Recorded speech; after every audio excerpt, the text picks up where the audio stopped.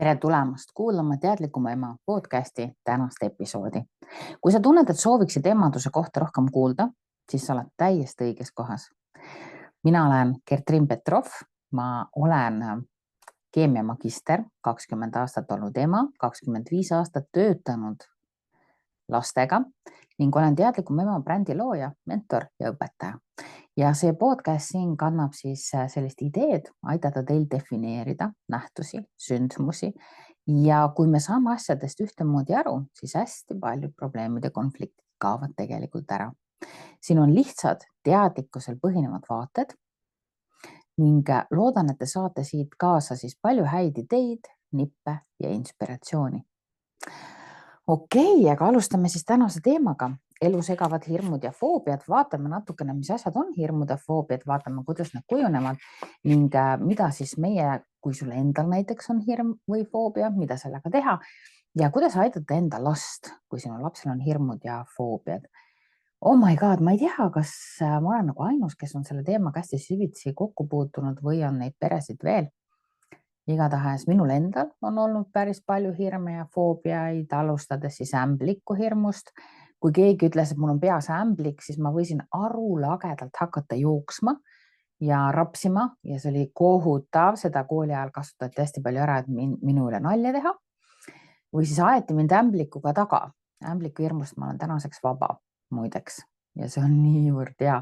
Sõitsin autoga üks päev ja ämblik laskub niiviisi see auto armatuuri peale. Ja siis ma mõtlen, et huvitav, kuidas oleks see väikene Gertrin käitunud, kes koolis jooksis ja rapsis arulagedalt, kui tal oleks täna endiselt seesama ämbliku hirm alles. Ja ma ei kasvanud sellest välja, vaid ma tegin väga teadlikult selle nimel tööd. Minu vanemal lapsel oli ämbliku hirm, siis tal oli konnahirm. Siis mul on endal niisugune väikene foobia usside ees. Sellega ma olen jõudnud nüüd nii kaugele, et tilukese nastiku kättevõtmisega ma saan enam-vähem hakkama. Ja ma enam nastikute eest ära ei jookse, aga rästikutega oleks meil teine teema. Vähemasti nastikutega ma olen sõbraks saanud. Siis mul on olnud kõrguse hirm. Käisin Norras 3. taseme mäe otsas, mis on punase taseme mägi, tegin ära ja seal ma siis seisin. Oh my god, sellest võiks teha eraldi podcasti. See oli nagu oh my god, oh my god, oh my god. Vot, sellised hirmud on olnud minu lastel on olnud pimeduse hirm, ämbliku hirm, kollide hirm. Siis, mis veel? Konnad, siukesed tavalised asjad, aga pimeduse hirm oli väga-väga suur ja see tekitas meie elus tegelikult päris palju probleeme. Okei, teeme tänasest podcastist siukse hea, siukse natukene praktilise ja võib-olla, et sa saaksid siit ka kohe midagi kaasa võtta. Mis asi on hirm? Proovime defineerida hirmu. Hirmu definitsiooni sa leiad erinevatest kohtadest ja see on igal pool erinev. Ja mina annan sulle sellise hirmu definitsiooni, mis on mind aidanud päris paljudest hirmudest vabaks saada. Okei? Nüüd öeldakse, et hirm on siis emotsionaalne reaktsioon. Hirm on normaalne ja kohanemisvõimeline. Ja hirm tegelikult ei olegi, kui sa vaatad seda, et hirm on emotsionaalne reaktsioon, ja see on igal pool niiviisi kirjas, siis minu jaoks hirm ei ole emotsioon. Minu jaoks hirm on elujõud. Sa satud mingis olukorda, kus sinu elujõud aktiveerub, võta 2 kätt, hõõru 2 kätt oma vahel kokku. Sa tunned, siin tekib soojus, siin tekib hõõrdejõud, oled nõus. Võt see ongi hirm.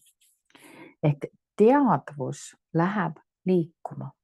Sinu eluenergia ärkab, ta läheb liikuma, nüüd tekib see sama hõõrdumine ja see on hirm. Mis tähendab seda, et olukorrad, kus me kardame, need on täiesti normaalsed olukorrad ja see on ellu jäämine. Me tuleme, kui te nüüd vaatate natukene inimeste ajalukku, siis selleks, et ellu jääda, me pidimegi kartma kõrgust, me pidime kartma ämblikuid usse, me pidime neid asju kartma, aga kas me peame neid asju endiselt kartma? Vot selles on küsimus, on ju. Hirm on väga normaalne nähtus, seda ma ütlen ka oma lastele.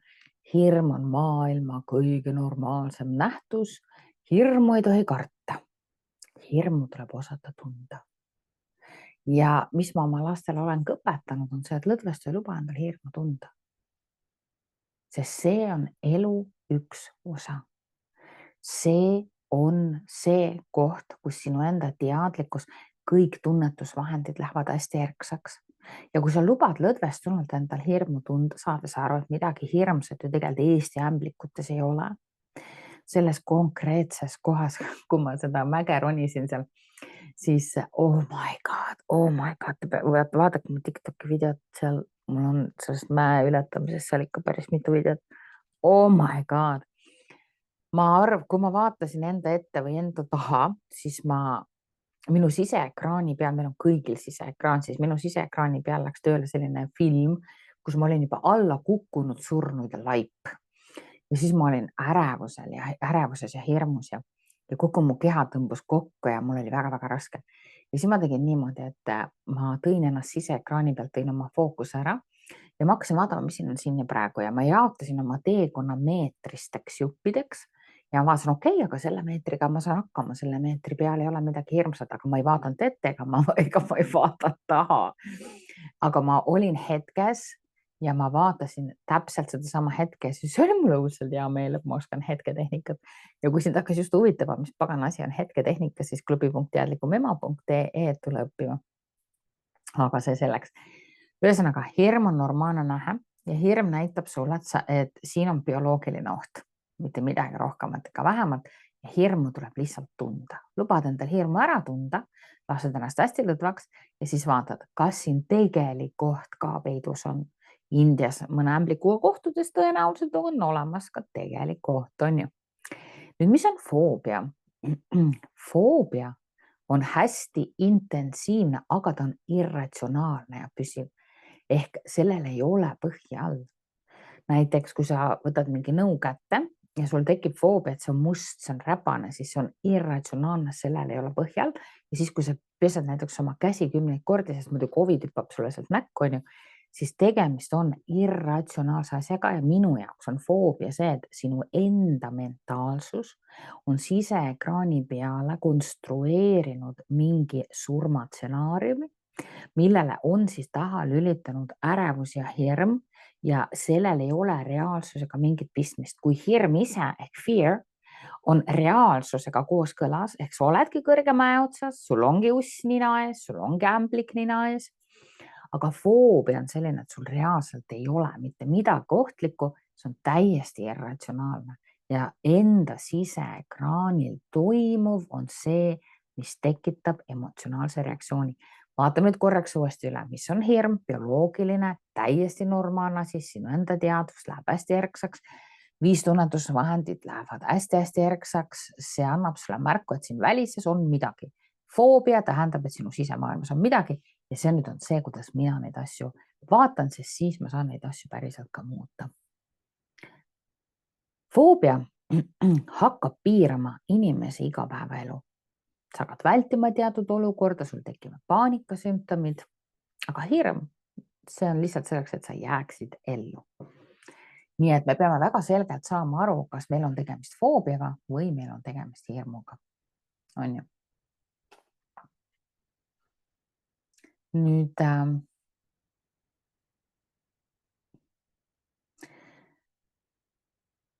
selline, kuidas ma ütlen, selline, meil on ka selline tükike hirmu, mis ei ole foobia, aga mis ei ole ka hirm. See on õpitud hirm. Mida see tähendab? See tähendab seda, ma toon teile ühe näite. Tehti selline katse, et lasteaialapsed pandi ühte ruumi ja sinna toodi suur tarantel. Ja lasteaialapsed kõik katsusid seda tarantlit, lasid enda peal ronida, kõigil on väga naljakas. Me kõik teame, kuidas väiksed lapsed süübimatult katsuvad kõike. Minu lapsed korjasid vihmaussi endale taskutesse. Siis kutsuti sinna ruumi kasvatajatädi ja pandi tema käe peale tarantel. Kasvatajatädi kardab ämblikke ja kiljatab ja nüüd kardab terve klass sedasama ämblikut. Ehk meil on olemas väga eriline sort hirme, mis on õpitud vanemaid või teisi inimesi või ekraanilt vaadates, mis on õpitud, mis on päriselt läbi ekraanide, läbi vanemate õpitud. Sotsiaalne õppimine, klassikaline õppimine. Ja vaat selles osas on mul super tehnikad, kuidas seda osa ära korrigeerida, sest me õpime ka väga palju valesid asju sisse ju. Miks me peame Eestis kartma ämblikke? Meil ei ole mitte ühtegi põhjust ämblikku karta. Tegelikult ei ole see rästik ju ka midagi nii hirmsat, on ju. Et selles mõttes meil ei ole siin Eestis väga paljudeks hirmudeks isegi mitte põhjust ju. Miks me peaksime siin kõrgust kartma? Miks me peaksime siin ämblikke kartma, usse kartma? Tegelikult ju ei pea. Meil on väga-väga paljud asjad õpitud. Hirm esineda näiteks, hirm seista lava peal, hirm rääkida. Need on kõik õpitud hirmud. Ja ma tahangi teile öelda, et seda saab muuta. Vaata nüüd hästi rahulikult üle oma sisse õpitud hirmud, mis päriselt ei lase sul valida võib-olla seda eriala, mida sa tahaksid näiteks, on ju. Ja seda saab õppida, kuidas seda kõike muuta. Nii et seesama aju osa, mis tuvastab ohte, õnneks on juba neuroloogia ütelnud välja selle, mida joogamaailm ammu teab, et inimese aju on plastiline. Me saame seda kõike päriselt ümber muuta. Ma räägin teile ühe vahva loo, kuidas minu väikene laps sai üle ämbliku hirmust. Mina seda laste ämbliku hirmust üle aidata ei saanud, sellepärast sellel hetkel mul ei olnud endal ühtegi teadmist veel ja ka mina kartsin ämblikke. Ja laps õppis selle ämbliku hirmu muidugi mind vaadates, ma ei hakka isegi valetama teile mitte. Ja mis ma siis oskan kosta, ma tahtsin, et mu laps ei kardaks ämblikke, sest hakkas piirama tema õues käimist näiteks, oli kohti, kuhu ta ei tahtnud enam minna. Ja ma tahtsin teda väga-väga aidata, siis me leidsime ühe toreda psühholoogi ja siis ma hakkasin jälgima, mida see psühholoog tegi lapsega. Nad võtsid luubi ja nad läksid jahile, nii-öelda luubijahile, luubiga jahile. Ja nad leidsid ämbliku ja nad hakkasid seda ämblikku uurima. Hirmudest, irratsionaalsetest hirmudest lahti saamise esimene samm ongi uurimine.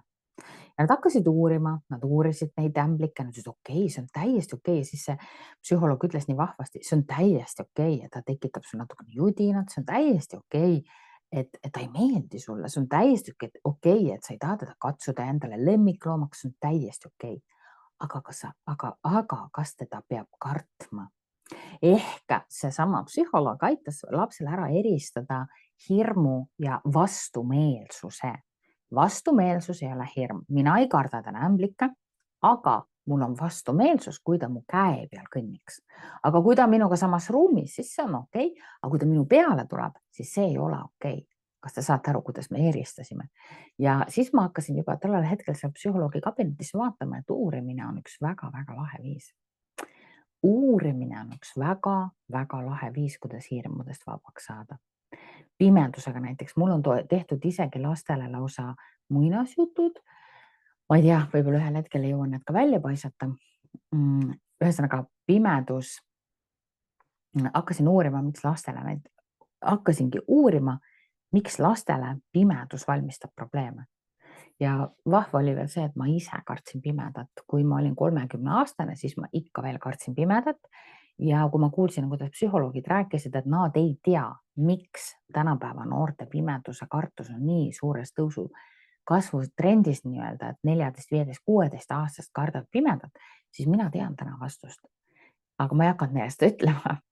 Ja ma tean vastust, sest ma olen seda uurinud. Nimelt, tänapäeva noored panevad läbi 5 tunnetusvahendi enda sisse massiliselt informatsiooni ja see informatsioon siin peas ei saadestu ära, vaid pane korraks silmad kinni, meenuta kassi. Pane tähele, et sa saad kassi vaadata enda silmade ees, anda siseekraani peal, saad, on ju? Ja nüüd pane kassile lehmaudar. Sa saad seda teha, sest sul on mälus lehmaudar ja sul on mälus kass, on ju. Siis tee üks tiir selle kassiga, pane ta pesumasiinasse, las ta loputab selle peseb ennast seal. Ja nüüd võta sealt välja lehm. Ehk kass muutus lehmaks. Ja vaadake, niiviisi inimese mälu hakkabki kombineeruma.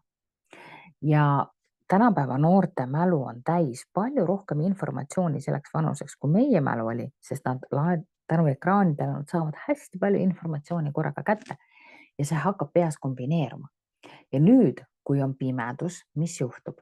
pimeduses muutuvad inimese 5 tunnetusvahendit hästi erksaks. Inimesed hakkavad kuulama helisid, mida nad polnud kunagi varem kuulnud. 5 tunnetusvahendid hakkavad tööle, see on bioloogia, nad peavadki hakkama tööle, sest me oleme tundmatus olukorras.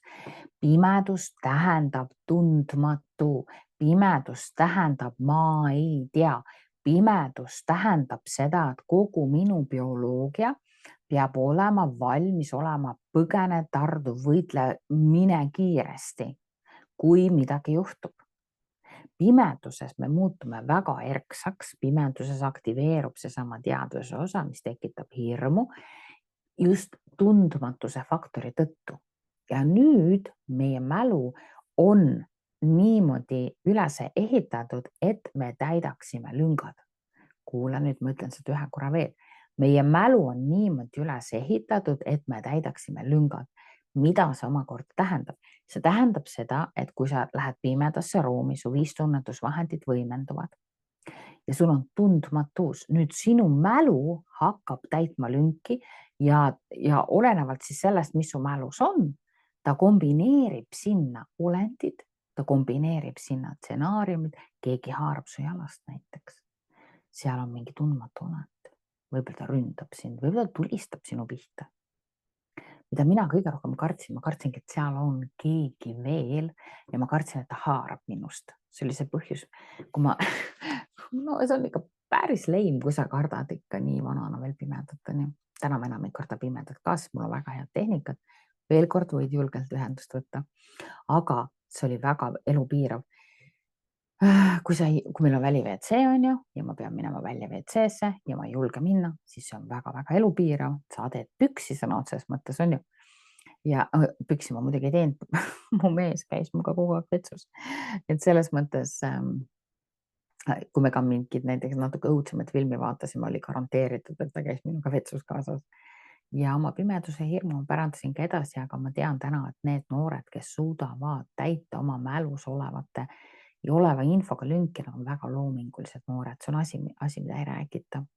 Kõikide noorte mõistus ei täida nii varmalt lünki, aga need noored, kes kardavad pimedat, nende mõistus täidab väga edukalt lünke, ehk nad on ääretult loomingulised noored.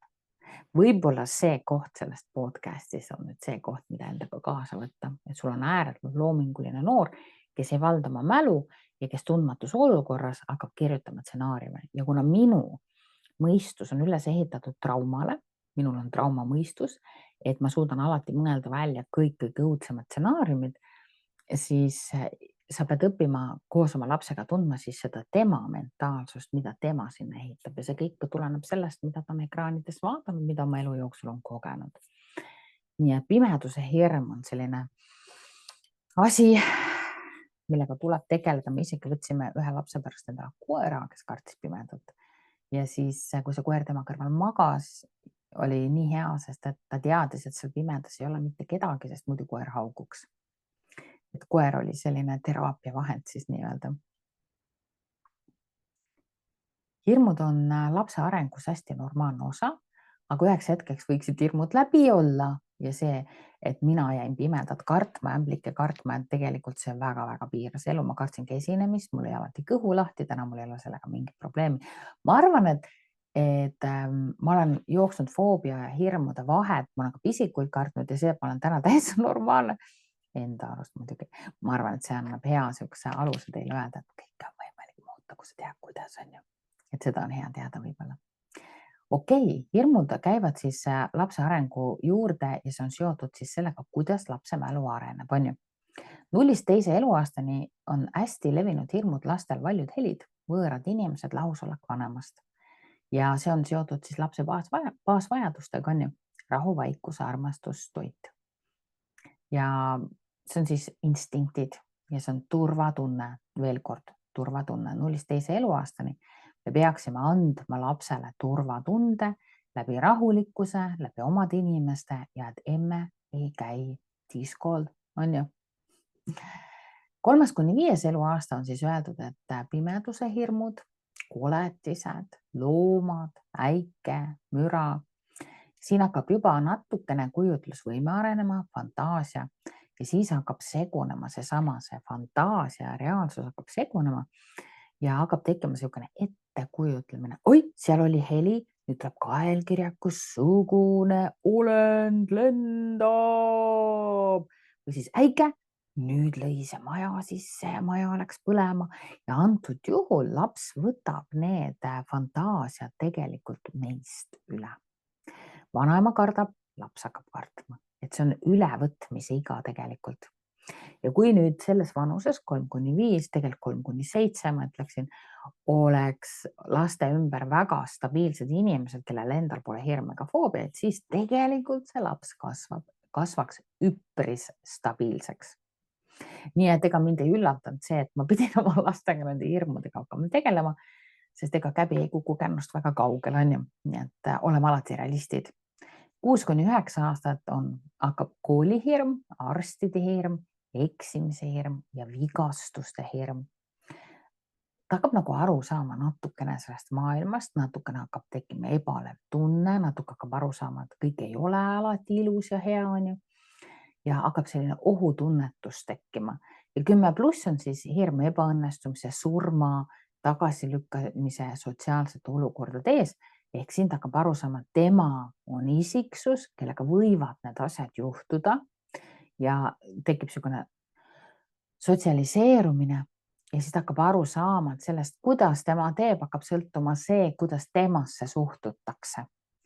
Hirmud ja arengukohad on need kohad, kus lapsevanem peaks võtma aja maha ja peaks võtma oma lapse jaoks 100% tähelepanu. Kui me selle hirmuga ei tegele õigel hetkel, siis ühel hetkel pead sa sellega tegelema nagunii, sest vanemluses tegelikult ülehüppeid ei ole. Ja ma isegi ei taha kuulda sellist lolli juttu, et vanemluses on ülehüpped, ei ole. Kui sa 2. eluaastal jätad midagi tegemata, pead selle 6. eluaastal ära tegema. Kui sa 6. eluaastal jätad midagi tegemata, 15. eluaastal pead selle ära tegema ainult, et jama on selles, et siis on juba natuke lõivu makstud ja lõivu maksab laps. Nii et kõikide hirmude ja foobiatega võtke alati aeg maha. Uurige. Proovige asjast aru saada, kui vaja, tulge õppige tehnikaid, on ju. Sest tehnikad on väga lihtsad tegelikult. Nii et hirmud on evolutsioonilised. Hirm aitab jääda ellu, aga mitte siis, kui ta rumalasti sisse õpitud, on ju. Õpitud käitumine, õpitud teiste reaktsioonid, vaata siia ma saan tulla teile tehnikatega abiks. Ja siis on seesama lapse areng, on ju, kuidas aju areneb. Mida saab vanem ära teha? Vanem peab alati kõik hirmud ära kuulama ja ta peab ütlema, vau, ma saan aru, sul on see hirm. Ma näen, et sa kardad pimedust ja see on okei. See on okei, ma olen siin sinu jaoks olemas. Mitte kunagi te ei tohi naerda lapse üle või öelda, et pole hullu, pole midagi ära karda. Vaid hakkama uurima, ma olen siin, ma aitan sul sellest hirmust üle saada. On ju? Turvaline keskkond, rutiin, siis see, mida laps läbi 5 tunnetusvahendi kogeb.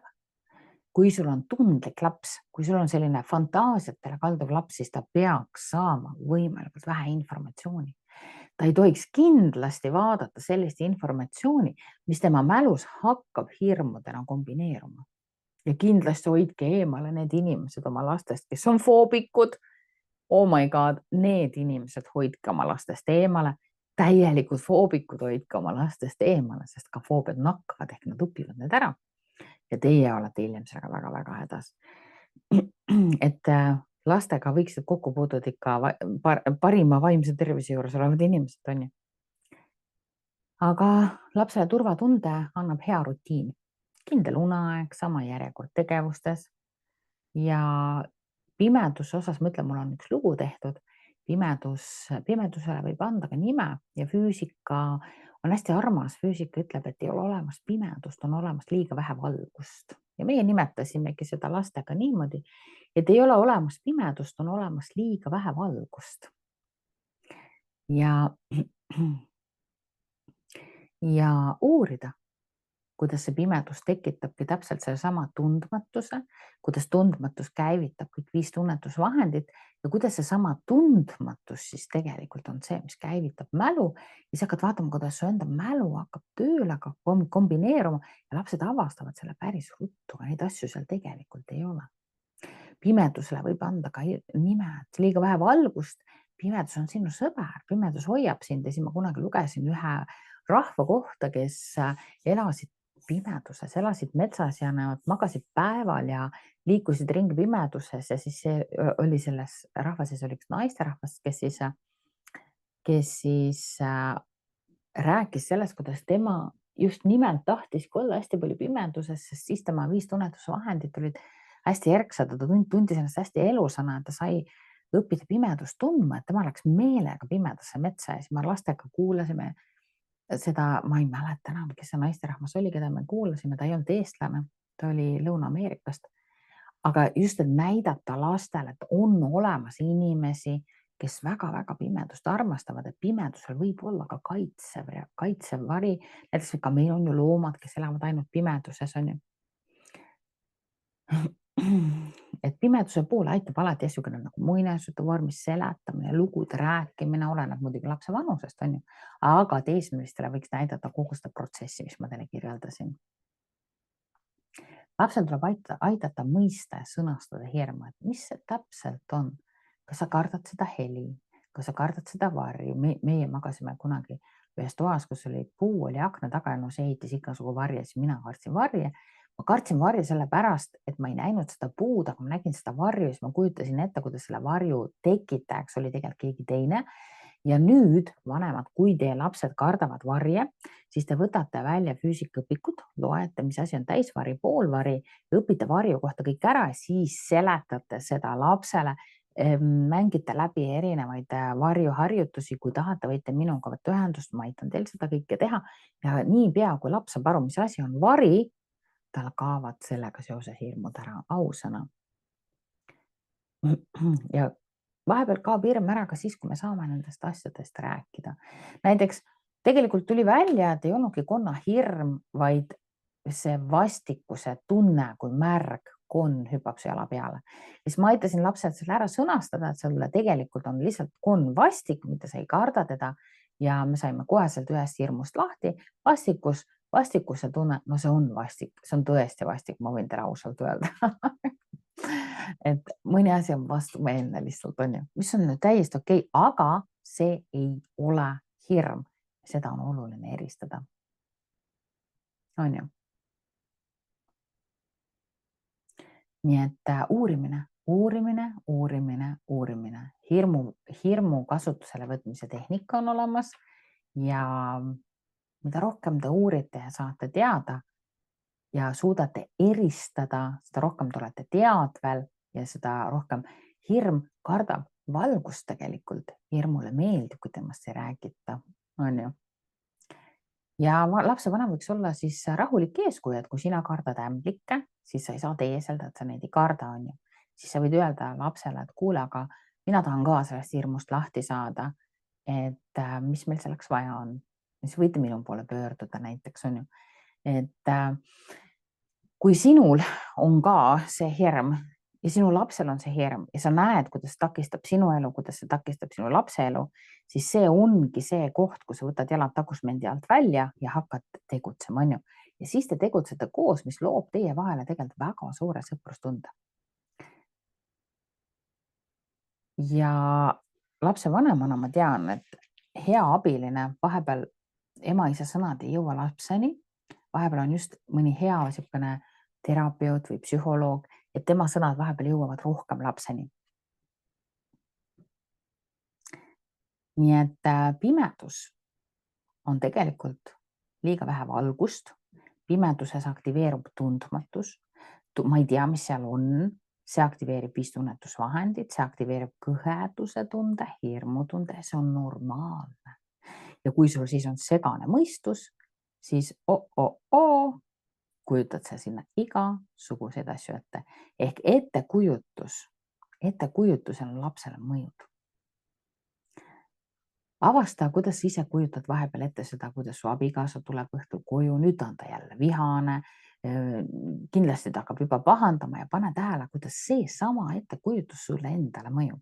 Või kui sa kujutad ette, kuidas autoavarii toimub näiteks, seesama ettekujutus hakkab sulle juba mõjuma või mida ta sulle jälle ütleb.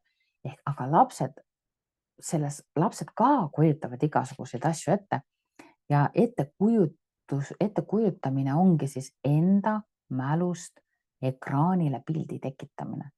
Ja väga oluline oleks, ma nii tahaksin, et teadlikum ema jõuaks üks hetk kõikide emadeni, et me saaksime koos õppida, mis asi on ettekujutus, kuidas me seda teeme, kuidas ta meile mõjub, et me saaksime oma lastele öelda, kuule, aga uuri, äkki see on ettekujutus, mida sa teed, äkki siin päris maailmas ei olegi midagi hirmsat.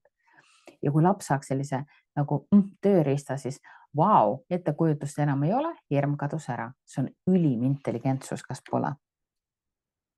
Ja loovate inimeste haigus ongi siis kiire kombineerumine ehk suudavad väga kiiresti teha kassist lehmasid, on ju. Ja panevad oma pea sees igasugust infot kokku, nii et loovusel on tegelikult lõiv ja selle tõttu me peame väga-väga õppima oma mentaalsust kasutama. Mina ise pean ennast suht loovaks inimeseks ja ma tean, mida tähendab kiiresti kombineeruv mõistus. Vot. Nii. Ja lapsed, neil on selline probleem, et nad ei tee vahet kahel maailmal. Üks maailm on väline maailm, teine maailm on sisemaailm. Näiteks ongi see sama siseekraani peal, on ju. Nägi päeval mingisugustki multifilmi, seal olid kandilised olendid, nüüd need kandilised olendid on tema väliekraani peal, nüüd ta läheb õhtul magama, tuli kustub ära, väline ekraan kadus ära, nüüd läheb hästi aktiivseks sisemine ekraan ja ongi häda käes tegelikult. Aga seda üldse ei teata. Seda üldse ei teada, et lapsel on sisemine ekraan, seda üldse ei teada, et sisemise ekraani peal toimub film. Ka sinul on sisemine ekraan.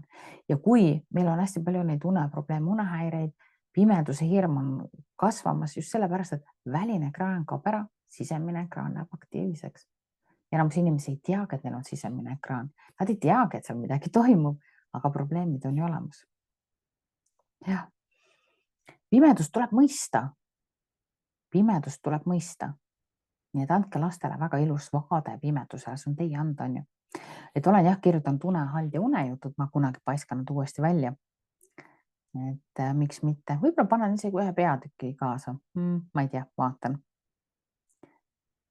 Ja kui sul on endal mingisugusegi hirmud, sa oled juba täiskasvanud inimene, on ju. Või sul on foobiad, siis tekib niisugune tunne, et appi, ma olen ainus. Et ma olen ainus. Ja ma ei saa sellel teemal rääkida. Ma olen ainus täiskasvanu, kes pimedat kardab. Ma olen ainus täiskasvanu, kes kardab üksinda kodus olla. Ma olen ainus täiskasvanu, kes kardab seda, teist või kolmandat, aga tegelikult ma ei ole ainus täiskasvanu. Tegelikult väga paljud täiskasvanud kardavad midagi. Ma julgen välja öelda, ma kardsin ämblikke, ma kardsin kõrgust muideks ma kardan siiamaani, aga ma saan hakkama sellega, sest ma käisin mäe otsas ära, on ju. Siis ma kardsin, mis ma siis pimedat ja üksi kodus olla. Aga ma arvan, et minul tuli see pimeduse hirm, üksi kodus olemise hirm sellest, et ma olin väiksena üks kord nädal aega kodus, minu isa oli tsükli peal, ema oli surnud, õed olid vanema pool ja reaalselt ma olin üksinda nädal aega ja siis ma suutsin küll ennast mõelda lolliks, meil oli kelder, keldris oli katlamaja ja me kõik kartsime seda katlamaja, meil oli tunne, et seal elab keegi. Ühesõnaga, ma suutsin ennast mõelda lolliks ja sellest ma sain nii negatiivse kogemuse, et mul oli raske sellest välja tulla, aga adekvaatne lapsevanem saab oma laste aidata igast olukorrast välja tulema. Nii et mida ma tahan teile siis selle podcasti lõpuks öelda? Hirm, õpitud hirm ja foobia, meil on 3 nähtust, on ju. Kõike saab muuta. Vaata, et sul on mõte, sul on tunne. Mõte aktiveerub tunde. Mõte ja tunne on nagu tandemratas, mis on õpitusest kokku pandud. Kui sul seda mõtet ei oleks, kui sul seda tunnet ei oleks, sul ei oleks ka seda foobiat ja hirmu. On ju? Mõned hirmud on täiesti normaalsed, nad peavadki olema. Mõned hirmud on nii sisse õpitud, et neid ei tohiks olla, sest nad raskendavad sinu elu. Näiteks hirm esineda. Neid tuleb muuta. On ju? Ja foobiad, nendega tuleb tegeleda. Muideks üks hästi huvitav asi, mis ma kuulsin, oli see, et nartsissistlikud iseloomuomadused on tegelikult foobia. See on andmise foobia. Inimene ei anna, sest tal on foobia. Ta ei saa anda. Et see oli nii huvitav, ma polnud kunagi nii mõelnud. Ja foobikuid on üldiselt väga-väga keeruline aidata. Ma enda peal ma selle pisikute foobiaga, ma olen hakkama saanud, mul seda hirmu üldse enam ei ole. Aga ma ütlen ausalt, see on väga-väga suur töö. Igatahes on seda võimalik teha. Võib-olla seda hea teada. Kui sind nüüd hakkasid huvitama tehnikat, siis mine kuula kindlasti ära tasuta 45-minutiline mentorlusvideo teadlikumema.ee mentorlus. Ja see podcast siin oli sinu samm number 1, 45-minutiline mentorlus on sinu samm number 2 ning sammuks number 3 võib olla see näiteks, et sa tuled klubisse, mentorlusse, lähed minu boonuskeskkonda, kus on mega head kursused või osaled mõnel koolitusel. Lõpetuseks ma tahaksin sulle öelda, et sa oled lahe, sa oled imeline ema ja ma soovin sellel emaduse teel sulle rahu. Et sa saaksid luua sellise emaduse, elu, emadus, mida sa armastad. Kohtume järgmises episoodis.